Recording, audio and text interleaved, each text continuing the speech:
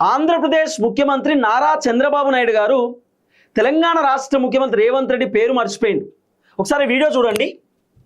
గౌరవ తెలంగాణ ముఖ్యమంత్రి గౌరవనీయులు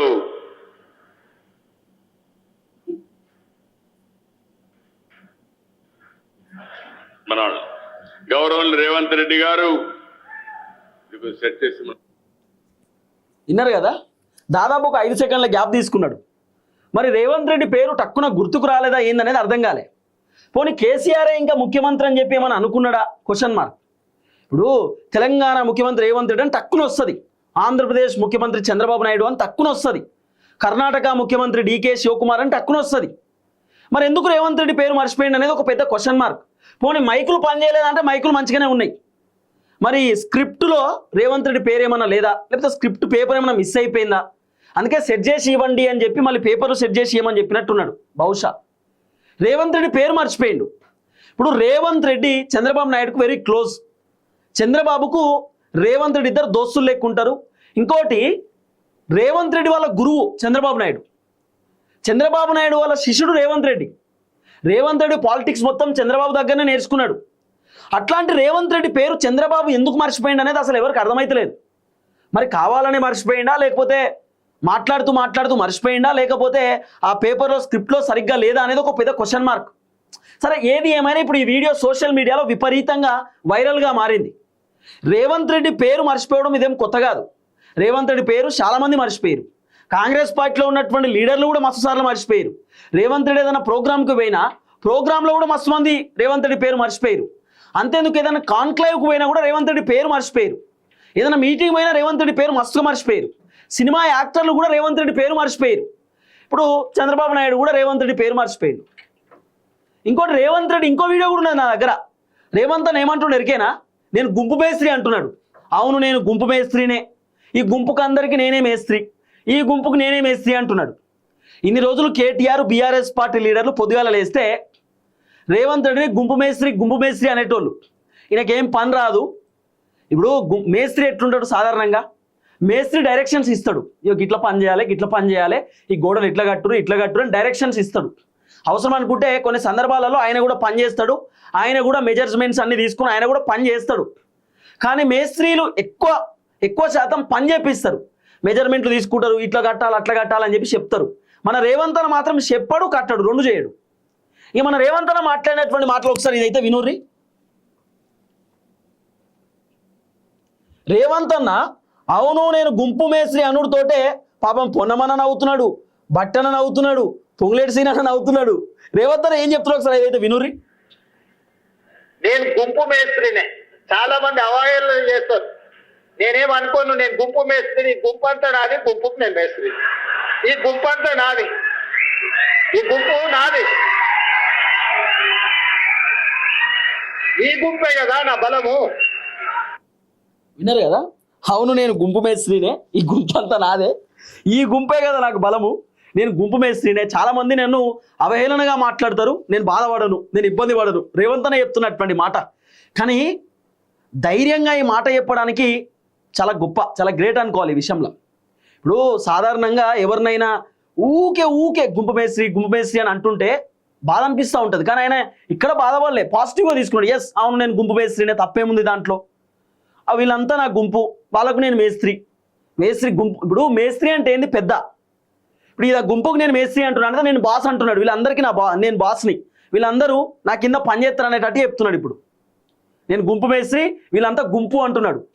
అంటే దీన్ని బట్టి చూస్తే ఏమర్థమైందంటే మంత్రులు గుంపే, ఎమ్మెల్యేలు గుంపే, ఎమ్మెల్సీలు గుంపే, ఎంపీలు గుంపే, కాంగ్రెస్ పార్టీ లీడర్లు గుంపు. ఆ గుంపుకు రేవంత్ అన్న మేస్త్రి, రేవంత్ అన్న వాళ్ళందరికీ బాస్.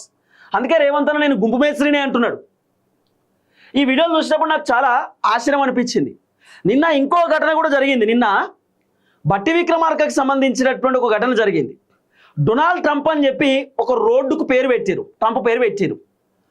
ఆ పేరు పెడితే నిన్న శంకుస్థాపన చేసిండు బట్టన శంకుస్థాపన చేస్తే ఆ శంకుస్థాపన చేసేటటువంటి ఏదైతే అది ఉంటుందో, ఆ శిలమంటారో లేకపోతే అది సంబంధించిన బోర్డు ఉంటుందో, ఆ బోర్డు మీద శంకుస్థాపన చేసేటటువంటి బట్టన పేరు లేదు.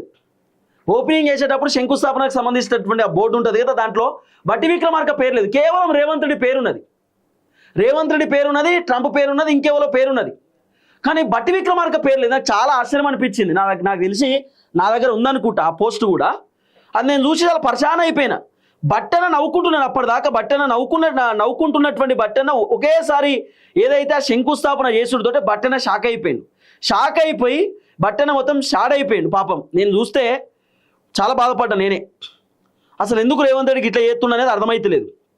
నా దగ్గర ఉంటుండే అది సంబంధించినటువంటి పోస్ట్ ఏడుందో చూసిన ఇప్పటిదాకా నేను. కానీ చాలా బాధాకరమైనటువంటి ఘటన. ఇగో చూడుర్రి, ఓపెన్ చేసి అన్న బచ్చన్న,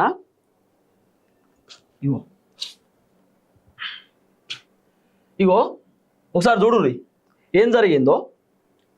డొనాల్డ్ ట్రంప్ అవెన్యూ అని చెప్పి ఇగో dedicated by Shri A Revanth Reddy, honourable chief minister of Telangana. ఇగో హీజ్ ఎక్సలెన్సీ సియాగో గోర్ అని చెప్పి యుఎస్ అంబాసిడర్ టు ఇండియా అని చెప్పి మొన్న గచ్చిబౌలిలోని డొనాల్డ్ ట్రంప్ రోడ్ని ప్రారంభించిన డిప్యూటీ సీఎం బట్టి విక్రమార్క. గచ్చిబౌలిలో ఉన్నటువంటి ఏదైతే రోడ్డుకి డొనాల్డ్ ట్రంప్ పేరు పెట్టారు. డొనాల్డ్ ట్రంప్ పేరుతో ఒక రోడ్డుని ప్రారంభం చేశారు హైదరాబాద్లో గచ్చిబౌలి దగ్గర. అక్కడ ఏదైతే శంకుస్థాపన చేసిన ఒక బోర్డు ఉంటుంది. ఆ బోర్డుకి చిన్నగా శంకుస్థాపన అంటే ఆ రోడ్డుకు సంబంధించినటువంటి శిలాఫలకమో ఏదో ఉంటుంది కదా. అయితే శంకుస్థాపన చేసినటువంటి నేపథ్యంలో అక్కడ ఆ పేరు ఓపెనింగ్ చేసినటువంటి నేపథ్యంలో బట్టన్ ఉన్నాడు. బట్టన పేరును ఓపెన్ చేసి అంటే ఆ రిబన్ కట్ చేసిండు. రిబన్ ఏమంటారు అదే ఓపెన్ చేస్తారు కదా, ఏదో శిలాఫలకాన్ని ఓపెన్ చేసిండు. చేస్తే ఇక్కడ రేవంత్ రెడ్డి పేరు ఉన్నది కానీ బట్టనకు సంబంధించినటువంటి పేరు లేదు. డిప్యూటీ ముఖ్యమంత్రి బట్టనకు సంబంధించిన పేరు లేదు. బట్టన్న ఇది ఓపెన్ చేసేదంటే ముందు నుండి మంచిగా సంతోషంగా ఉన్నాడు, హ్యాపీగా ఉన్నాడు, నవ్వుతున్నాడు. ఎప్పుడైతే ఇది ఓపెన్ చేసిండో, ఆ ఏదైతే పైన ఉన్నటువంటి గుడ్డను తీసిండో, ఆ పైన ఉన్నటువంటి క్లాత్ని తీసిండో, ఆడ బట్టన పేరు లేకపోయేసరికి బట్టన సాడ్గా ఫీల్ అయింది. ఇప్పుడు ఉన్నటువంటి వాళ్ళు కూడా ఏమనుకుంటారు, తెలంగాణకు డిప్యూటీ ముఖ్యమంత్రి బట్టి విక్రమార్క ఆయన పేరు కూడా ఉంటే ఎంత బాగుంటుంది. అంటే రేవంత్ రెడ్డి ఒక్కడే గ్రేటా? నాకు చాలా ఆశ్చర్యం అనిపించింది చూసినప్పుడు. డొనాల్డ్ ట్రంప్ పేరేమో పెట్టిరు రోడ్డుకు గచ్చిబౌలి దగ్గర, కానీ ఈ శంకుస్థాపన చేసినటువంటి ఏదైతే ఆ బోర్డు మీద బట్టి విక్రమార్క పేరు లేదు. రేవంత్ రెడ్డి పేరు మాత్రం ఇక్కడ మీకు కనబడుతుంది, రేవంత్ రెడ్డి అని చెప్పి డొనాల్డ్ ట్రంప్ అవెన్యూ అని చెప్పి పెట్టారు. ఎంత విచిత్రం.